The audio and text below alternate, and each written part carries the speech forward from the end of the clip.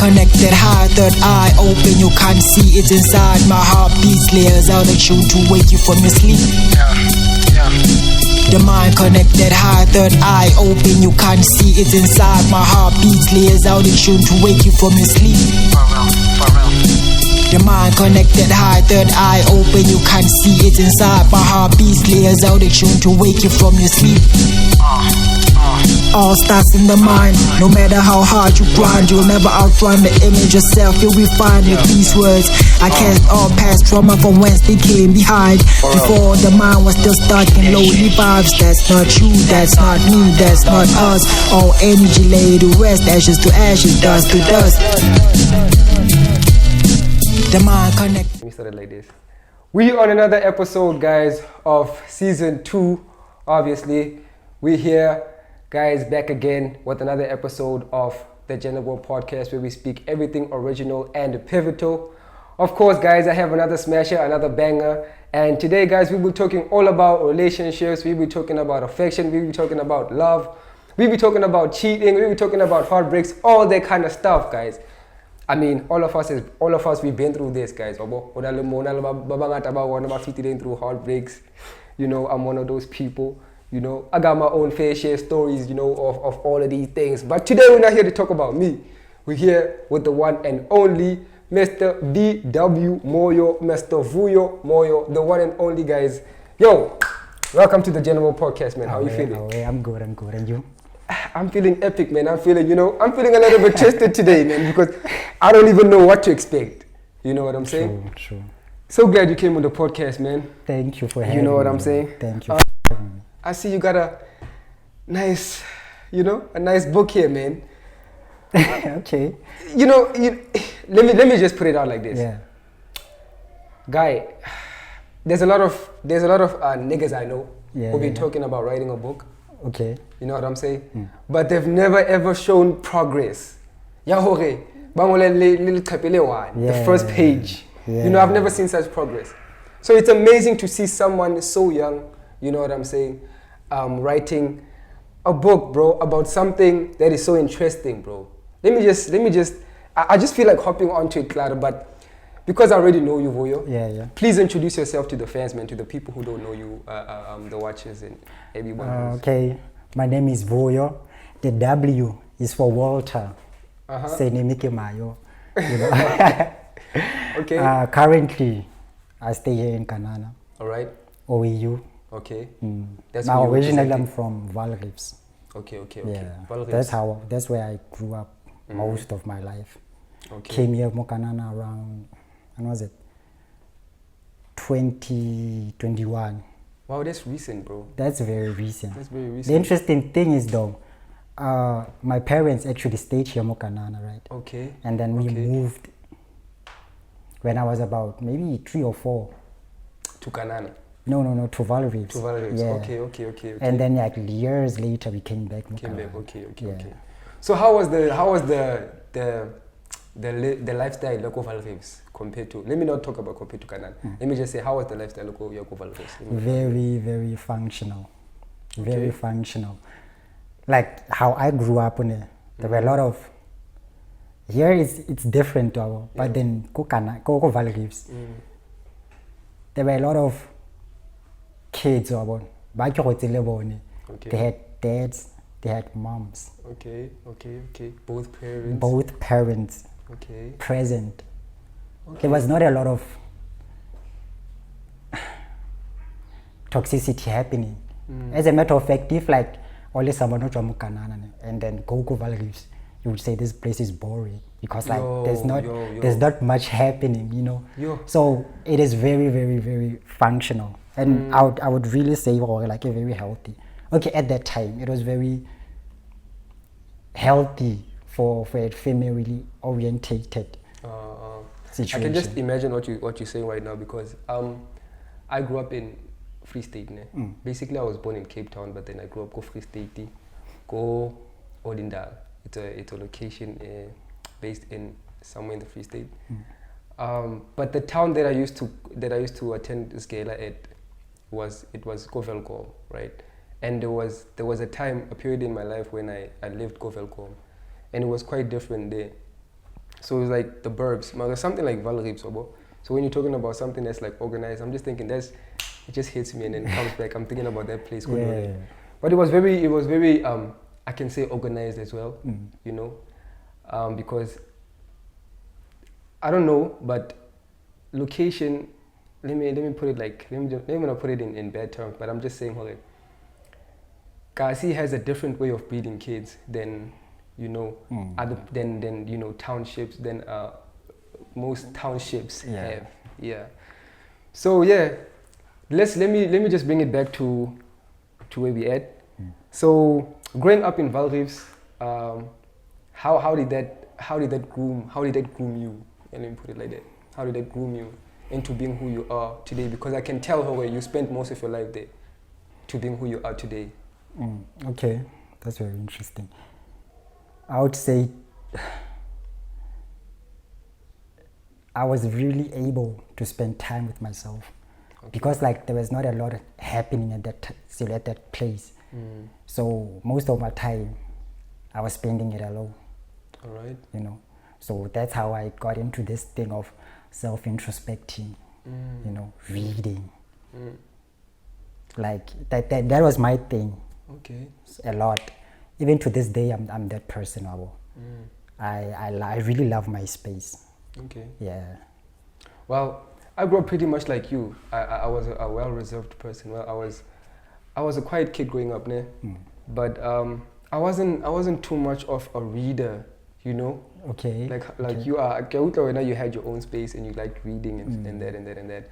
Okay, I had my fair share of reading, you know. Most of the time I used to like reading magazines about Eminem, hip hop stuff, you know. Most of the time. I get you.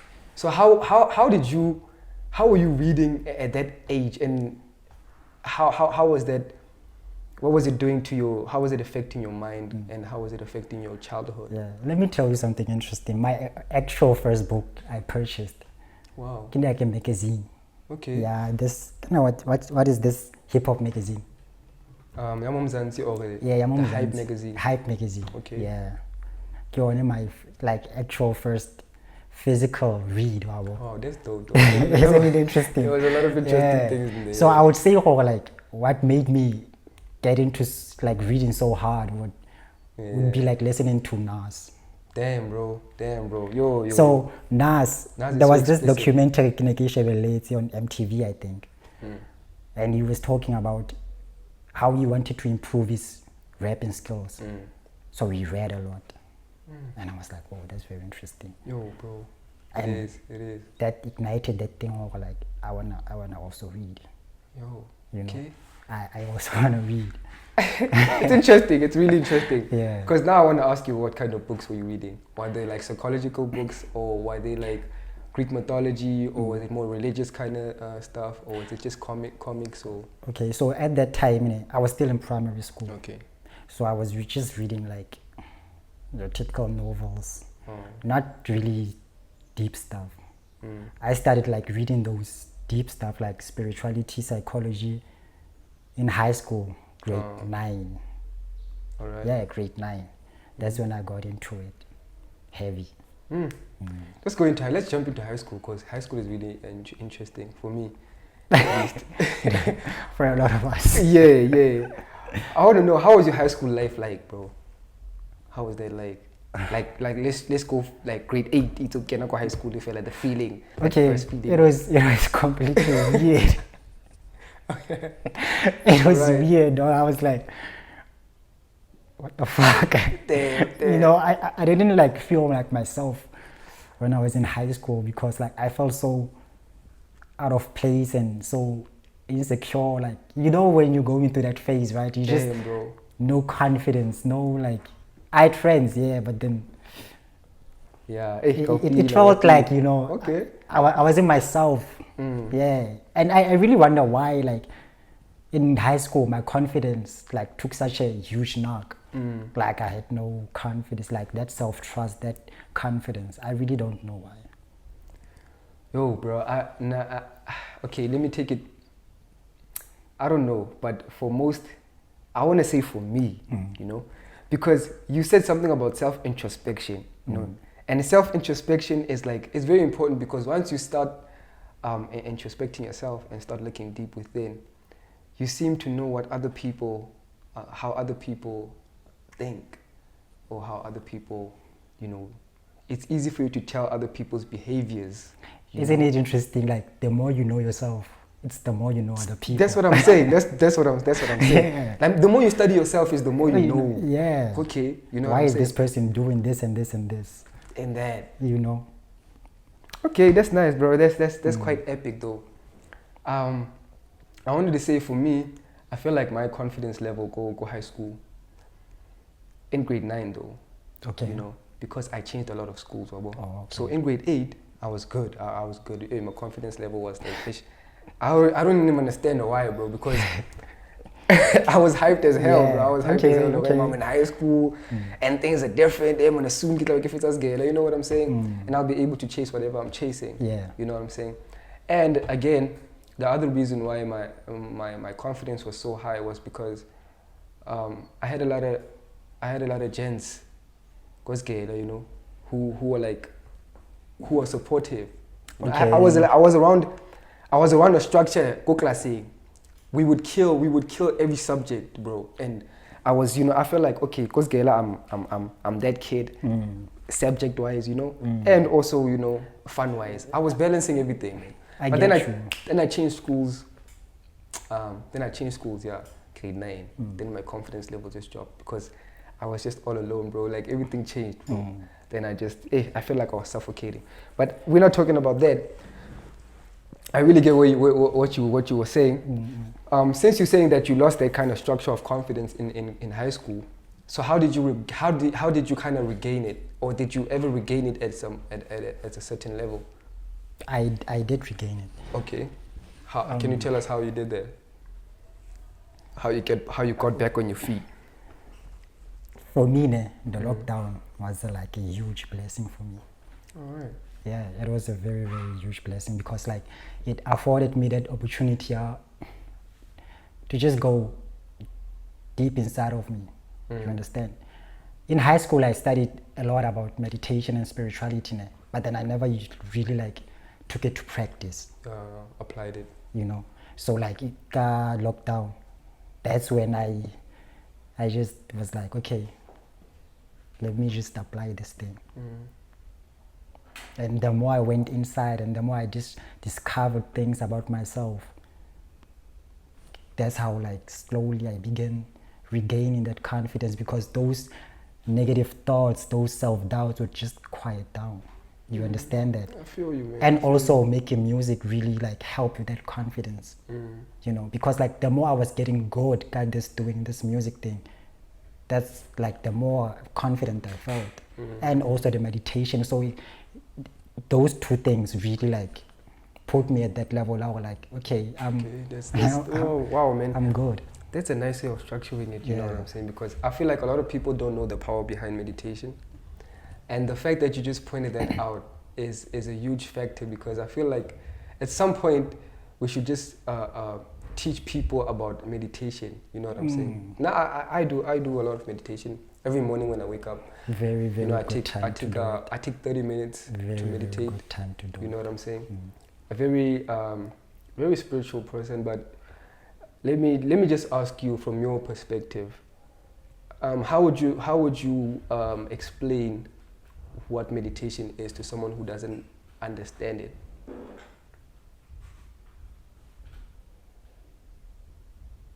Or how would you put it? Meditation, it's all about regaining control over your thoughts. Like that's simply it. It's not really about...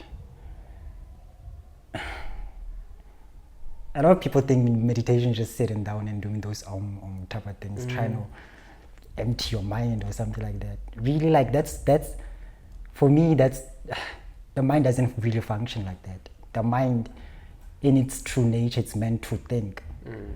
So what matters the most is the types of thoughts, So the types of thoughts you have to have in your mind, they have to be like a high quality of thinking, which is like positive thoughts. Positive thinking. Yeah. So through meditation, you teach your mind to think, because like we've never been like taught how to meditate, right? So like the mind was never really something like it just thoughts running around. So the more you leave your thoughts unattended to, the more prone you are to think negative thoughts. Because it's almost like, say, like the mind has this default setting of thinking negatively. Yeah, you know, it does. Especially like right now, kind of the way the world is so fast. Like, if the world outside of you is so fast, your thoughts, seeing what's happening, it's also going to go like so fast to the point how like you stressed. The stress escalates to anxiety. Anxiety escalates to depression. Wow. You know. That's how you find that a lot of kids now are depressed, or they're in a state where they can't actually have a control over their thoughts, or something like that. Yeah, that's because, I think. Okay, no, can ask you can finish. Okay. Yeah. That's because they don't have their thoughts orientated. Like, I just feel like their thoughts are all over the place and they're just disorientated, you know. And at that point, they just can't function. Yeah, that's so true. That's so true. Yeah. Wow, man. So interesting how the human mind works as well. Wow, bro. Okay, hey man, this topic today is therapeutic, most. It has to be one day to be. Okay, before we go deeper into the conversation, I just wanted you to throw out your zodiac sign to the people when you were born. It's just something we do exclusively on the show. You're not gonna throw out your you're just going to throw out your zodiac sign and then the month and the date. Okay. Let's go. So it's 22 June. All right. I think it's Cancer. I'm not too sure, but then I think it's Cancer. All right. Yeah. All right. People who know 22 June, eh? Yeah. But what 22 June, you guys will tell us, or whoever was born. Section. Yeah. You guys will tell us down in the comment section below, man. Of course. Okay, man, I feel like now we're at that point where we can dive deep and where I can ask you questions about how I got over the trauma of being cheated on. Woo! What a topic, bro. What a topic. I've been waiting to ask about this, bro. I mean, it sounds like a very... This book sounds like you went through a very... how can I put it? A very traumatic experience, ne? Yeah, but the fact that you could write about it tells a lot. It tells a lot about you and your character and how you got over it, right?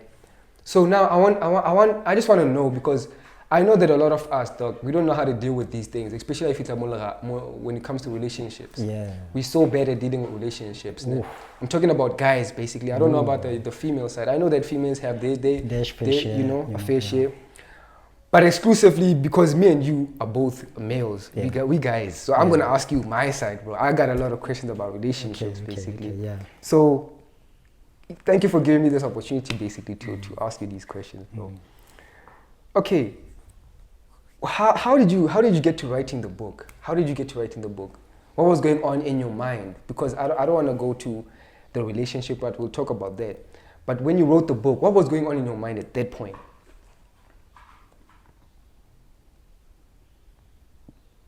So back in 2023, right, I had this job as a waiter at Like Stop. Okay. You know. Okay. So while I was busy cleaning there, I had this inspiration. Like I really want to help people get to that level of knowing how to, how can I say it, relate in a healthy way with their partners, you know. Oh, man. Yeah. So like, I even called my girlfriend. I was like, listen, I have this idea, but then I don't know how to approach it. I really want to help people heal to their relationships and actually bring them to that level of having that healthy and functional relationship. Because like, especially like when I came here, it was so interesting. For now, I don't really like labeling things as bad, or if something I just feel like it's questionable for me, I just call it interesting. Yeah. So instead of like shunning it, I just want to study it and really like know why this is it. Which is a very good thing. So I just label things as interesting. So like I was man, it's so interesting how people this side are really into relationships, you know, which is something like any experience very little local values. Maybe because Bonnie like there are troubles in the delay but the high delay or you know, so you didn't really see much of what's going on outside. Yeah. Wow. So this side it was like public, you know. Mm-hmm. So and she was like, okay, I get you, but then don't you feel like? So I think nearly, in the first year relationship when I was like, don't you think like Campo feel like a relationship a chance first to see like if they're functional or not? Then so she was also a bit skeptical about this, you know. Okay. So I was like, you have a point because like I can't really teach somebody something I don't practice. So you know, and then okay, cool. Last year, I was meditating, and I just had a thought in my mind like, Mudim, how can I serve humanity at that level that I really want to serve it?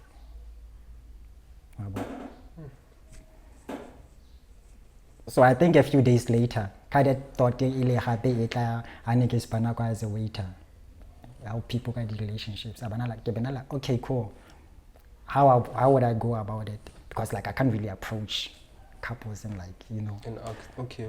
Or like Kiki advertise on social media and stuff like that. I'm like, that's not really it for me.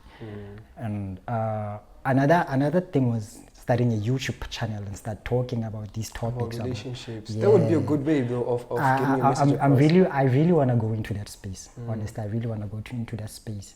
But then another thought came like, write a book. I was like, book, you know, where like look like I publish. Like that was it. And I was like, because I understand, you know, the spiritual laws and you know the law of attraction and manifestation and stuff like that.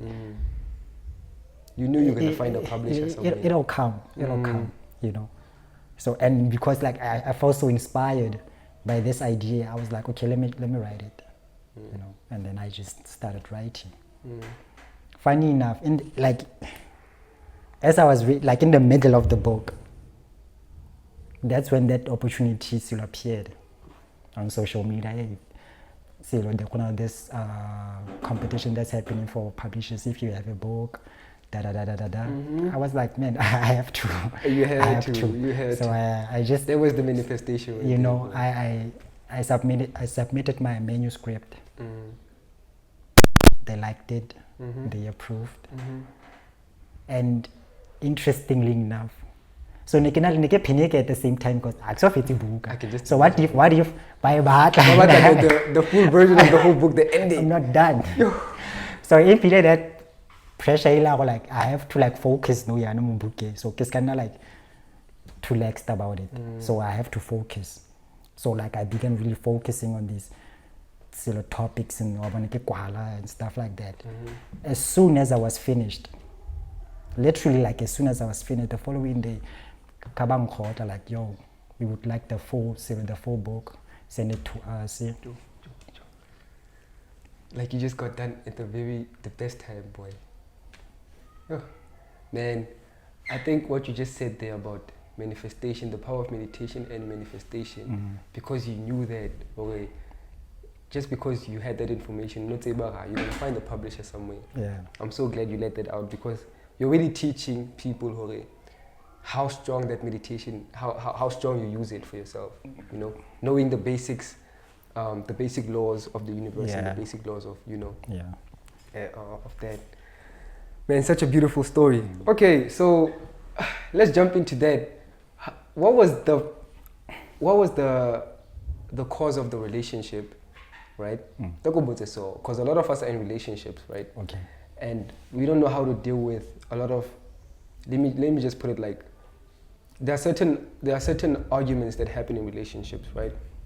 Or certain fights that we get in relationships, and I know that sometimes as a man, you try to act as if these things don't hurt, or how dark are these things. But when you love someone, odaka tona, basically, you don't want to just act like how da, especially when it's someone that you're in love with. So a lot of men out here dealing with that thing. Okay, how do they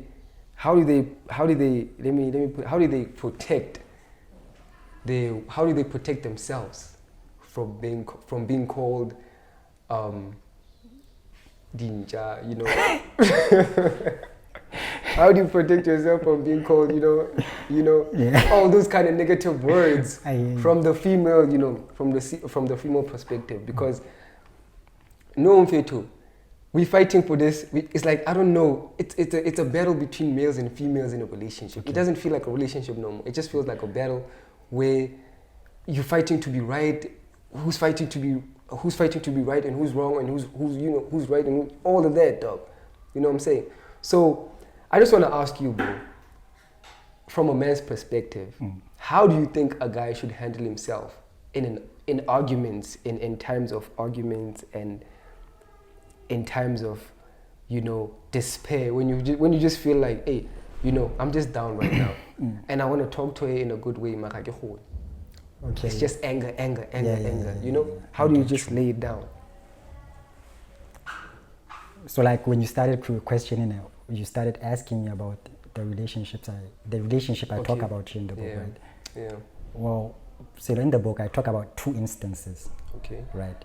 So I just go through like the first traumatic experience, and then on the second chapter, get like the second traumatic experience. Okay. So what you're asking me actually about arguments and stuff like that, I talk about it in chapter 3, which is called the erroneous zone. Erroneous, which is like incorrect zone, like that. Incorrect zone. Let's say, let me just say that incorrect state of mind. Yeah. You get me? Well said. So, in terms of how to handle arguments, it's not really about handling it, because like still you're just doing it on a physical plane. I was even thinking about this thing at the arguments in relationships when I was actually coming here. Have you ever noticed, I know you're right, I'm a relationship here. Have you ever noticed, like, whenever you tend to focus a lot or like have this mental argument, let's say your girlfriend, all this negative energy around your relationship, to the point how like lelwana so easily, anything is so easy to start a fight over. I get it. Wow. I get it. So actually you're just manifesting these thoughts. Manifesting. Going back to that, boy. So what you actually have to do is not really about, okay, how do I respond the next time? All right. It's actually about, let me start thinking the right way. Because it actually starts in the mind. This thing like these arguments whenever you think about your girlfriend, like, man, this person basically. Okay. You're manifesting. And obviously like so you get emotionally involved. They seem so real. Like you can even imagine you two having this argument, to the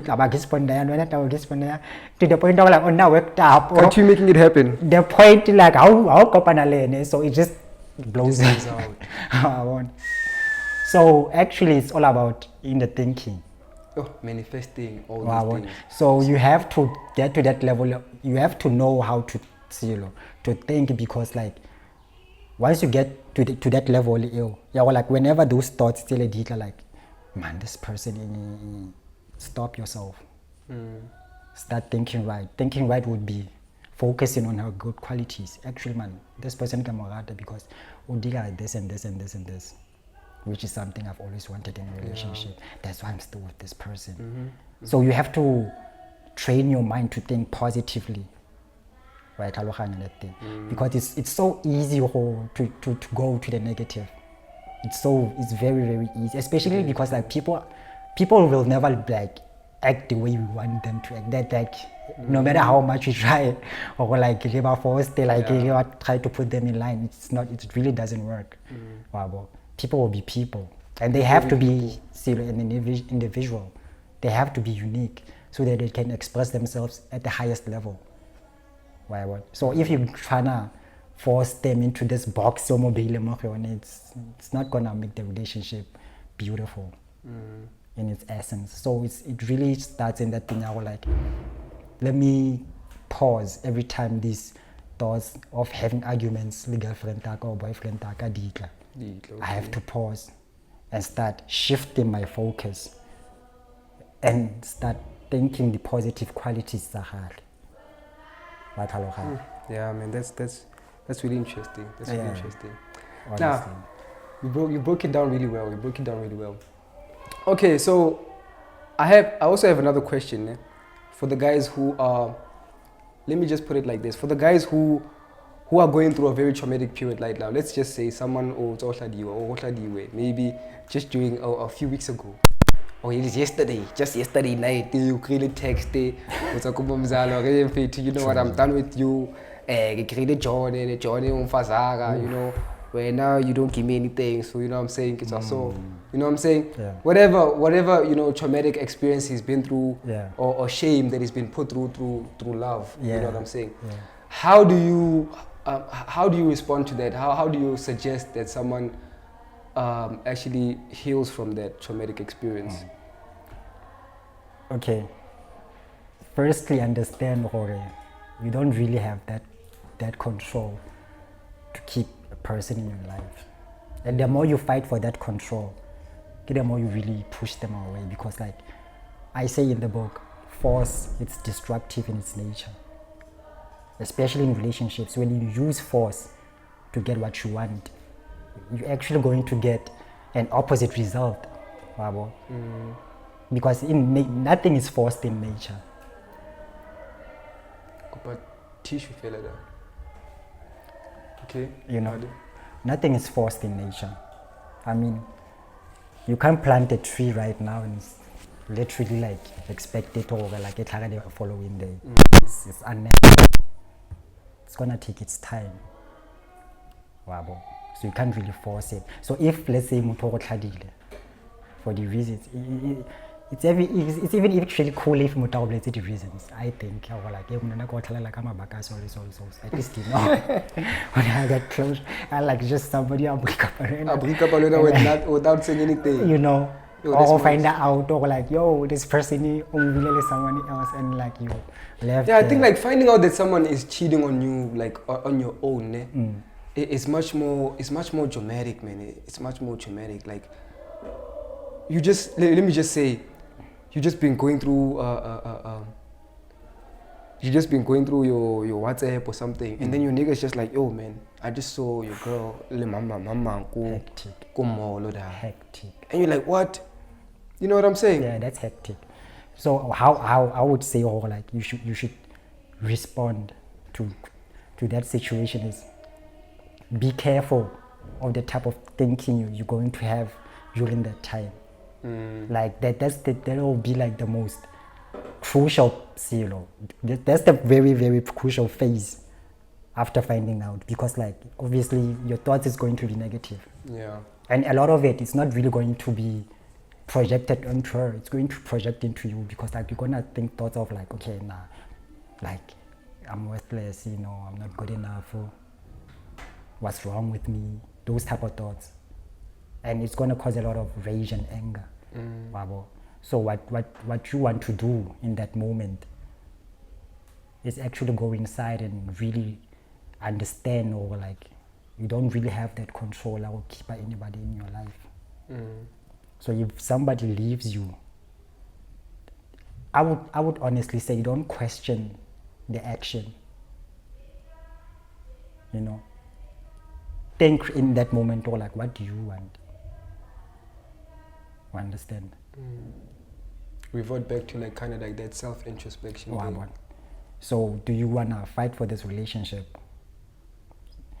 Those thoughts will come, or like, I wanna fight for this relationship. Okay, what does that mean, fighting for this relationship? Yeah. Does this mean, or like I'm gonna have to overextend myself or overly avail myself to this person who doesn't actually wanna be with me?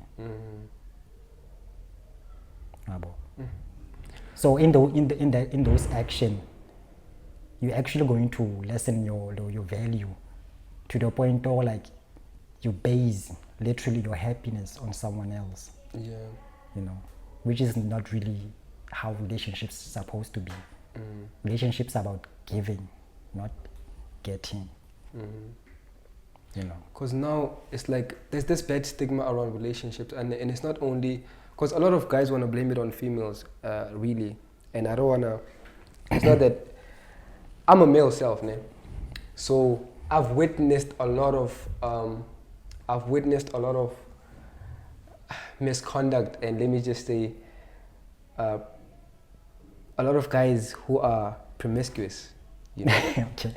And they try to just put it on. They just try to put that label on women, you know. I get you. Because it favors them. But yeah, I put it like this: most men are promiscuous to that point too. Or let me just put it in a face like this: there are men who cheat just for financial aid. You know what I'm saying? The same way women do it, financial aid. Okay, what do you mean by financial aid? Men cheat like for this. financial I'm gonna put it like this. Yeah. Just because someone else is giving them money, okay, you know, okay, and then they fall for that. Oh, okay. Even if she's in love with someone, she could be in love with a nigga. Yeah? Let me just say, my girl could be in love with me, but just because Tom Mofa 3K a month. No, I mean, you know I mean, still, the guy cheats because of financial aid. What do you mean by the same thing? Meaning for like the dude, or the dude is getting money from the girl, the girl, but he knows Lena Onalimamza, a girl he loves. Okay, I get you. But I've seen instances like that. You know, I've seen instances like that from niggas close to me. Okay. You know what I'm saying? So I'm just saying, Jorge, it's not a label that we can just put it on a certain gender and say, nah, this is just because it's more on their side. You know what I'm saying? Yeah. So I was just coming to that. Okay. In that stage of, you know, guys and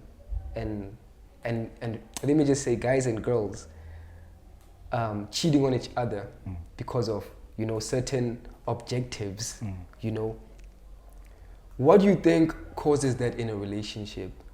What do you think causes that? Because I heard you saying right now, you just mentioned something very important. A relationship is not something that, a relationship is a place where you guys help each other, right? It's like, you know, and in a sense that you guys equally help each other. So you equally benefit from each other. You're pouring into each other's cups, right? Yeah. So it can't be a version of, you know, it's you the only one who's been, Vuyo's the only one who's benefiting, or Sam is the only one who's benefiting. You know what I'm saying? So in that sense, I just want to ask you, Jorge, what do you think sparks the material things, or let me just say his or her objectives outside of the relationship? I wanna just go deep on that. Okay. What does money, like, how can I say this? How would you feel if you had money? I would feel a fair sense of, you know, of, let me say, comfortability. I wouldn't feel happy, but I'd feel a bit comfortable about my situation. Comfortable, secure. So really, it's not really the money you're chasing. It's that feeling, right? That comfortable, secure, stable feeling. Yeah. Right. So when somebody cheats because of they want money, it's not really about the money. It's about the security part. Okay. You know, we have to be very conscious of the fact that sometimes, let's say, like a dude is not working out, I'm in a relationship. We feel like insecure got affected, like I cannot provide for his girlfriend. Yeah. So that insecurity is sensed by the girl, you know, and that really creates a negative energy in the relationship. So they have to have like that honest conversation about it. No matter how uncomfortable it is, they have to have that conversation so that both parties feel comfortable and secure about where they are at this moment. You know, because if they're not going to have that conversation and then they argue what's gonna happen most of the time is these topics say that you don't have money, or this dude, oh, when are you doing this because I don't have money? You know, this is gonna appear to the point or like there's gonna be this negative energy building up, and like I always say, negative energy repels. So this chick will think, or like, okay, how like they get all feel more, get all like that security and stability more out in a child. I understand, and honestly in society it's projected that we are like a guy who has money is more secure, which is something we have to like look into. That statement alone. Wow. So that's powerful. And another thing, okay, we're just talking about the money, right? The money part. That was your question. Also, why do you think people cheat? Because of material objectives. Okay, I think that it's two ways. But I like two ways, two reasons really, or like why people cheat. Firstly, it could be like a traumatic experience. Secondly, it could be chasing something that somebody lacks inside. Okay. So okay, wait. Can I just ask you? Can I just say this? Do you feel like it's something that connects them to their childhood in a type of way, like most of the time? The saying that when there's an absent father, most likely a female will grow promiscuous, or 90% of the time a female will grow promiscuous. Do you think that's the case, or? I don't know if 90%, but then it does happen a lot. It does happen a lot, and I think that's kind of like the general knowledge a lot of people kind of have. If you know psychology, or like if there's no father in the environment, usually the woman would look for that father figure in those types of relationships. So they would just jump from this guy to the next guy to the next guy. But how about guys though? Because I feel like even maybe to us guys, in a way, in a sense, it could be true. It could be true to guys who grow up without having, let me just say, a mother figure, or both mother and father figure. Or let me just say the kid grows up without having a father figure, maybe, and grows up to search for a deeper kind of connection outside when he doesn't find it, when he doesn't get it from home. Do you know why a lot of dudes cheat? Okay. Now you're going to, I wanted to ask you that question after. Why do a lot of people cheat? But you're saying why a lot of dudes cheat. Okay, let's go into that. Because they never really felt that love, that enough love from their mothers. So I was keep running it basically. What I was saying was true. Do you understand how deep that is? Yo, it is. You know? It is. So they get into a relationship, and if the relationship, in relationship there are struggles, right? So because of whatever struggle in the relationship at that time, and the girl responds negatively, they would feel like this person doesn't love me, or like the girl would criticize the guy for doing something wrong. He would feel at that moment, like, this chick doesn't love me. And then what usually happens, they go outside and to find that love. Okay, why do you think females cheat in general? Because that's a lot of question that's a question that niggas want to know now. Why do females cheat? Because the thing got a woman that it's a very interesting conversation. It's a very interesting conversation, honestly, because like it would be alright. The environment they grew up in was very dysfunctional, where there's this thing, but you have to find this to provide a land. Bro. Hey, man, that's so bad, man. Why born that thing? So a child really doesn't understand what does that mean to be provided for at that age. So giving somebody money for them would look like, okay, this person is providing. That's what it means to provide. Do you understand what I'm saying? So it won't be that situation now where like this girl would move from guy to guy to guy to guy to guy because like, okay, child there. You know, they would cheat because like this person child. And the third and the fourth, and another situation, like a traumatic experience. Why a lot of girls ballet promiscuity because like they were raped as kids or they touched the wrong way as kids. You know, that really causes a lot of girls to be promiscuous. Damn, bro. So how do we help? Okay, because we started this conversation, right? I'm guessing a lot of people are searching for that kind of guidance. Now, okay, how do we help people who are cheating and who are cheaters? How do we help those people to stop?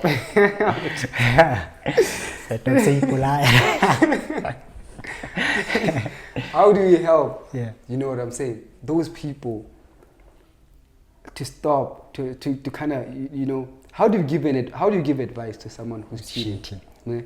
Because let me just put it like this, ne? I don't think there's a guy who I know there are certain guys who have never been promiscuous, right? Yeah. Certain ladies who have never been promiscuous, right?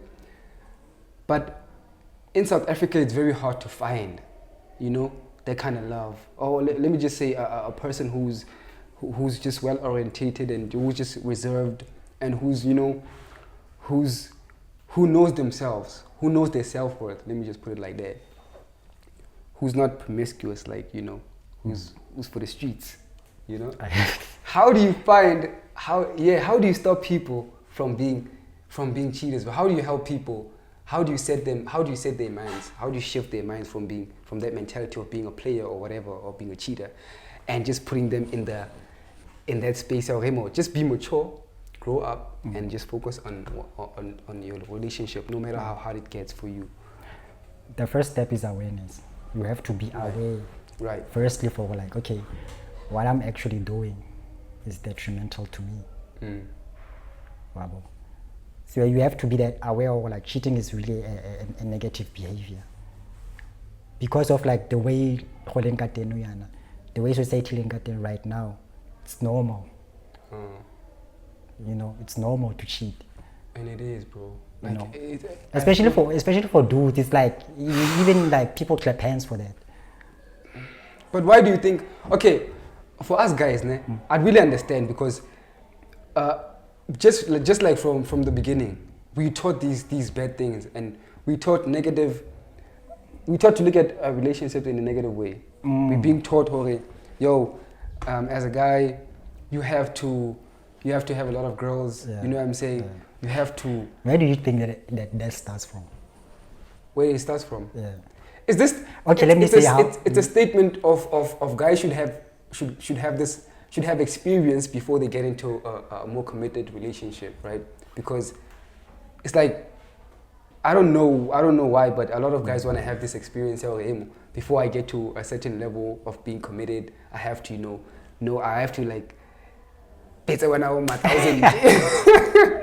You know what I'm saying? You know, that's the mentality I'm out. You know, a crazy number. I have to like beg 500. You know what I'm saying? That's to the point where like I can settle down, I'm like, okay. Then I'm okay. You know, when I settle down, I'm okay. But at the end of the day, it's like you so just counterproductive. Yeah, because you're just getting into a bad habit of being promiscuous at the end of the day. It's not helping in even any if way. you get that girl, that you're habit, never gonna stay. You literally have that habit now. You know what I'm saying? That's interesting. That's very interesting. The reason why I go about it, like, where do you think this thing was highlighted from? I feel like honestly, I love this genre, but then hip hop though. Like hip hop really put that negative stigma on males. Okay. It became so imprinted in like our childhood. Our like banyana, like you the guy. You cool. You understand? All right. You're the man. And a lot of, let me just say, like, now it's like we are also printing that to the female version, to the females out there, and they picking it up from us, and turning it around. You know. So at the end of the day, we all become the same. Wow, boy. Damn. And like to go deeper, when white people, I never article like black people. Mm-hmm. They literally went for the family structure because like they knew the most powerful entity in a community is a family structure. So they attacked that. So that's why in the hip hop space, this thing of rapping about having girls banging someone's wife and stuff like that became so widely commercialized because they were attacking the family structure. To the point now, like today, it's normal for somebody to be a single parent. Especially moms, bro. It's like normalized, like it's normal. When in actual fact, it's not normal because the kid needs to grow up with both parents to actually have that level of emotional intelligence and security. That's why white people are thriving. It's not really because like they understand these things in the world, no, because the family structure is so solid. It's strong from the foundation. Even if people make mistakes, but then it stays in the community. It's not, more Facebook or Twitter, white women are snakes and women are for the streets. Have you ever seen that? You really see that, bro. You really see that. I've never seen it, bro. Or a white woman goes there and men are trash. You rarely see that. Rarely. But then with black people, it's like over the roof. Why is that? So we have to study these behaviors and why they so popularized, really so in your faces, so this much at this level. So if you don't really have that level of questioning things, you think it's normal. And the dangerous thing is you're gonna take it as your psychology.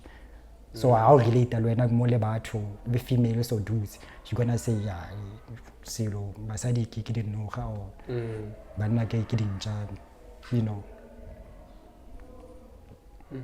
And it's so scary that you mentioned that because the fact that you're saying that they went and attacked the family structure, right?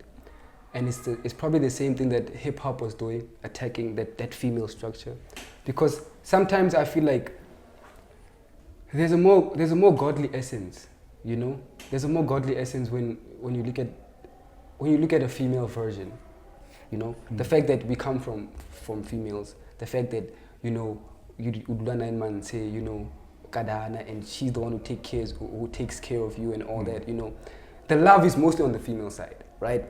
And on the male side, it's more masculine, right? It's more like it's more tough love and all that. Not tough love, just structured. Okay, just structured. Yeah. Let me just put it like that. So the fact that you're mentioning the fact that even in hip hop, it's been commercialized that having so many women is cool, and banging whose girl and banging whose girl is cool, taking whose girl and that and that and that is cool, because it's actually part of attacking. It's actually part of attacking that structure, that family structure.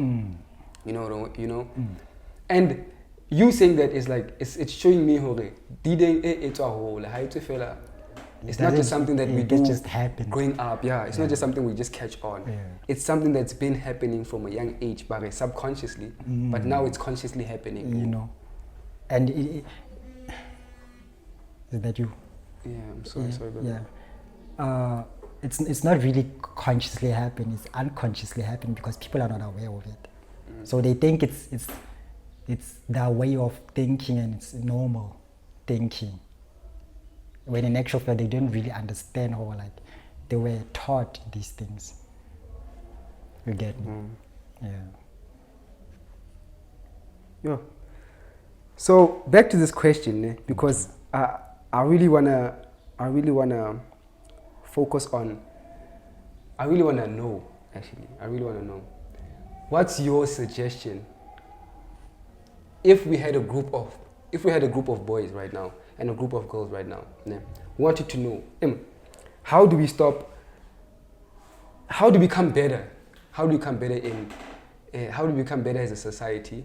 And how do we try to change this? Because now we just raised an issue. We just raised an awareness issue. Now, okay, this is what's happening and this is what's happening. So how do we also get guidance and help from these things? Of basically like, obviously we know the mentality, okay, the mentality we growing up know, the stigma we growing up know is that cheating is cool, guys, and doing this and this is cool, guys, and doing this and this is cool. We even forget about the negative things that come attached with these things, the STIs, the HIVs and all of these things that come along with the stigma that the names people call you, you know what I'm saying, and all these other things. And the energies you pick up the from the people different you're people. sleeping with. You know what I'm saying?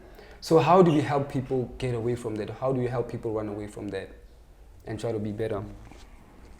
Firstly, I would heavily teach them meditation.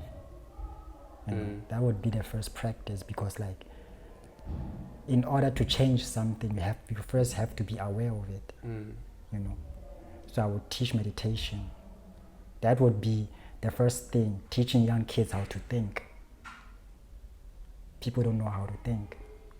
They just to them, like, these things, like noisy, they tell themselves it's thinking when it's not really thinking, because it's just thoughts running in your mind. Wow. So I would really teach them how to think and make them understand, like, the highest form of expression is love. Love is not weakness. Love is actually like the most powerful form of expression. You understand? Because like you're learning how to build through love. That's how it is, because like distrust is such a destructive, weak emotion of always being suspicious of people. You know how like damaging it is to always like be suspicious of someone, especially if it's like your partner. Now, imagine like you sleeping with someone literally every day, and then when in the back of your mind you don't trust them, you're suspicious, you're just so what are you asking doing there, yourself. It's like you So honestly, distrust is it's weakness. So I would really like teach them how to think and learn that their true nature is godly, and God is love, peace, harmony, abundance. I know a lot of people are listening at what you're saying right now, but they're like in the back of their heads, okay, hey man, okay, we think positively, we do this, we do that, but then what if she's cheating on you and now you're giving her all you can, and how do you even know, Jorge, she's loyal? How do you even know she's faithful? Those kind of questions that go running in a man's mind or in a girl's mind, when they're in a relationship with someone. How do I know? How do I do this? How do I do that? How do I do that? So what do you think is so important about trust in a relationship? And how do you actually work on that? How do you work on trusting someone in a relationship?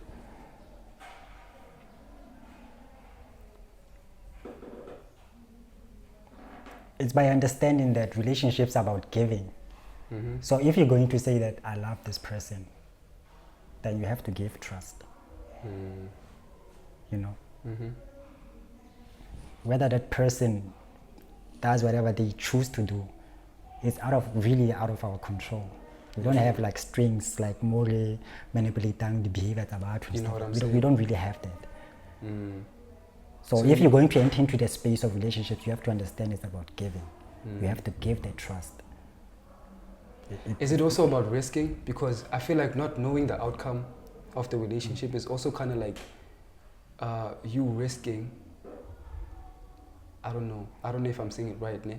But it's like kind of risking a part of yourself for, and giving up a part of yourself, vulnerable for somebody else. You know what I'm saying? In a way. No, because like when we talked about manifestation, when you think the right things, what's gonna happen? Okay. You know. So it's so like you know, you're cutting out the risk, and you're cutting out all the noise that's telling you about the negative things. You know, because the more you trust your person, the more positive the energy between the relationship is, the more she'll be attracted to you. Positive energy attracts, negative energy repels. So it's gonna sit there and think, what if this person does this? What if this, you know, you're sending out negative energy. She might even not know, or like, why am I feeling this negativity towards this person? And then, you know, she'll act out, and she'll be repelled against you. Because like, why you feel like that energy, or like negative? There's this subtle negative energy in the relationship. You understand? And you might think, oh, like, when nakana these thoughts, and then it happens, or like, what cheater, or like, I knew it. When in actual fact, you were the one just pouring that negative energy that was repelling her to somebody else. Wow, man, that's just so powerful. That's just so powerful. So let's say it happens, or like you think positively about this person, and then they cheat. Okay, what? That's interesting. Yeah, and then they cheat. You need to understand, or like, again, you don't really have control over what a person does. So what you need to do in that moment is to retain your power. Is by actually understanding, or like, what another person does doesn't have to affect you emotionally. Okay, that's right. You know. Hey man, so far we've been talking about very interesting stuff. I'm very glad that you actually broke this down. Before we close it, how much is the book? So the book is 200 rand. Okay. So if you want it to be delivered, either to Korea guy or Pepexi, it's 60 rand additional fee. Okay, so 260 basically. Yeah. With the courier fees and all that. Yeah. Okay.